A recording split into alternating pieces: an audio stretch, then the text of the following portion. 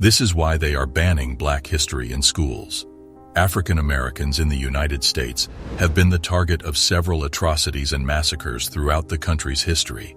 Countless innocent Black men, women, and children have been killed in these massacres, which have frequently been driven by racism and white supremacy. The Black community has been deeply scarred by atrocities committed against it over the years, from the Tulsa Race Massacre of 1921 to the MOVE bombing of 1985. The Black community has suffered greatly as a result of these killings, which took the lives of countless innocent people and opened old wounds.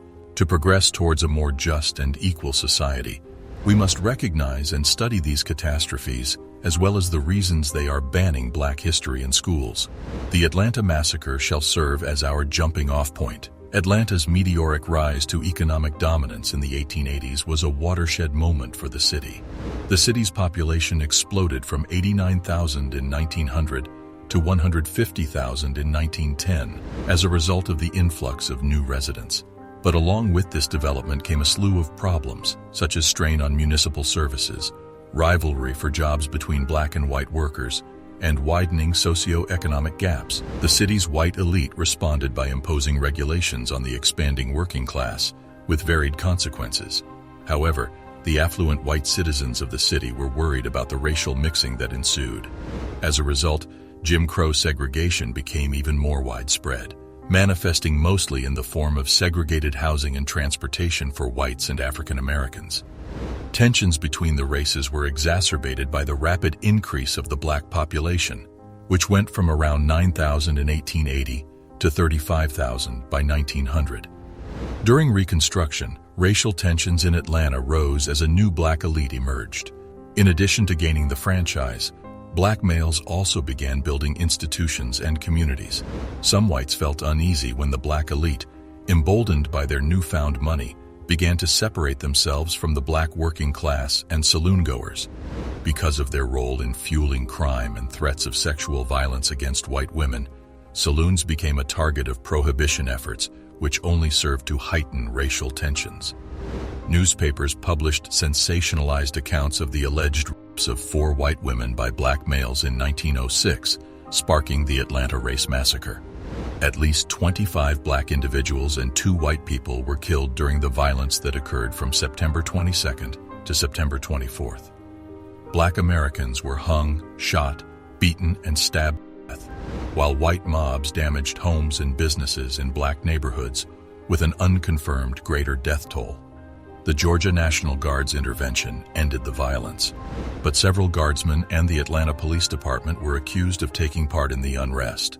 After being largely overlooked by white historians for decades, the massacre was finally commemorated publicly on its 100th anniversary in 2006 and included in the state's public school curriculum shortly thereafter.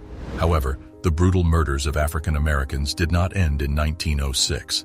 17 years after the Atlanta Massacre, another horrific incident occurred in the Florida community of Rosewood.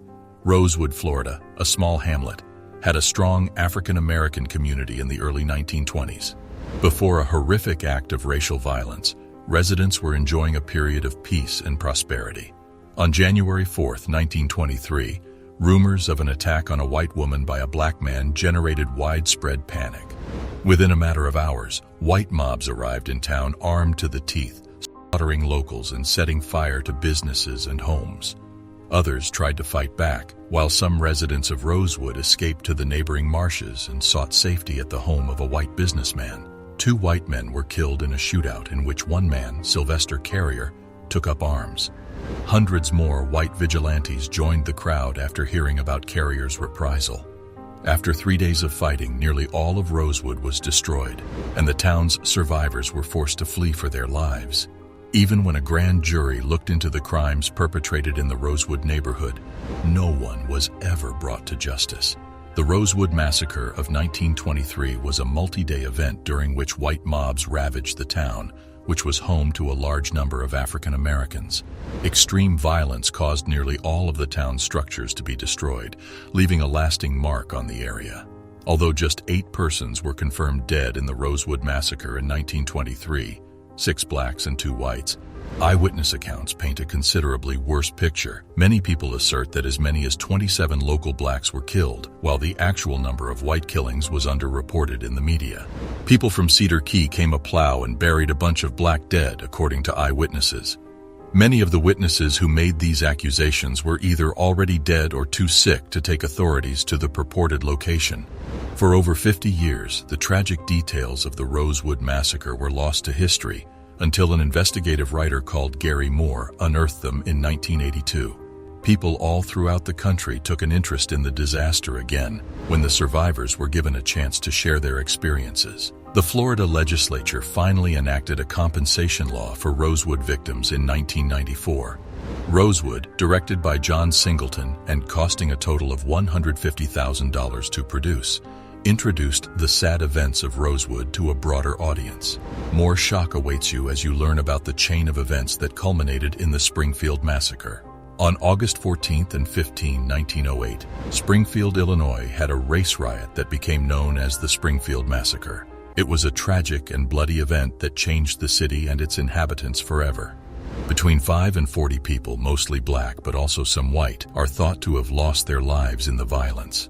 On August 14, 1908, 2 black prisoners named George Richardson and Joe James were allegedly covertly transferred out of jail to escape a white mob's lynching. A white mob formed outside the Sangamon County Jail and demanded the men be handed over to them, escalating the situation.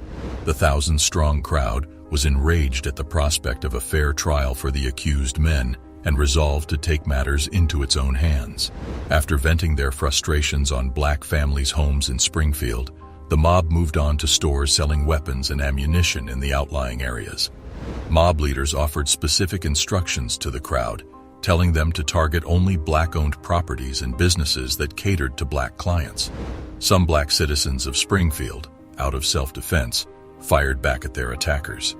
The first person to be killed by the lynch mob, Scott Burton, tried to defend himself and his family with a shotgun. The second victim was 84-year-old cobbler William Donegan, whose reputation had supposedly been ruined by his marriage to a white woman.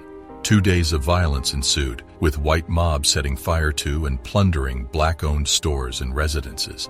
The situation required the intervention of the National Guard. Damage totaling over $150,000 in 1908 was done to property owned by black people as a result of the violence. Thousands of African citizens fled Springfield when property was destroyed and violence broke out, never to return. The aftermath of the unrest left 6 black individuals dead, 2 injured, and hundreds of thousands of dollars of homes destroyed. The violence also prompted nearly 2,000 black individuals to be forced out of Springfield. This riot was a turning point in the fight for civil rights in the United States, as it showed the underlying racial tensions and inequality in American culture at the time. It also led to the foundation of the National Society for the Progress of Colored Persons, which was created in 1909 in response to the riot and other occurrences of racial violence. The Springfield Massacre is today acknowledged as a key incident in the history of the civil rights movement. In the aftermath of slavery, a ray of hope appeared in Tulsa, Oklahoma, purchased in 1906 by a wealthy black man. The location provided a shelter for formerly enslaved black people fleeing from the racial terror that ravaged neighboring regions. The prosperous town was home to prominent black business people, homeowners, and civic leaders who bucked societal odds and succeeded in their own way. But this success was short-lived, as a tragic catastrophe would soon ruin the goals and aspirations of the black population. On May 21, 1921, everything changed. The neighborhood was rampaged by cruel and terrible massacre, leaving dozens of black citizens dead and thousands displaced. The massacre began when a young black man, Dick Rowland, was accused of attacking a white woman in the elevator, generating tensions. Despite no evidence of assault, Rowland was arrested and thrown in jail. As rumors spread, a group of armed black men went to the courthouse to protect him. Soon after, they were confronted by a white crowd. Over the course of 18 hours, an estimated 300 people were killed, and over 1,200 buildings, including homes, businesses, churches, a school, a hospital, and a public library, were destroyed. Human Rights Watch documented these shocking numbers and reported them. Tulsa's African American community was profoundly affected by the awful slaughter that took place there. It's a sobering reminder of the long-standing bigotry and violence in the United States. What many don't know about the history of black culture. Click on the next video to find out.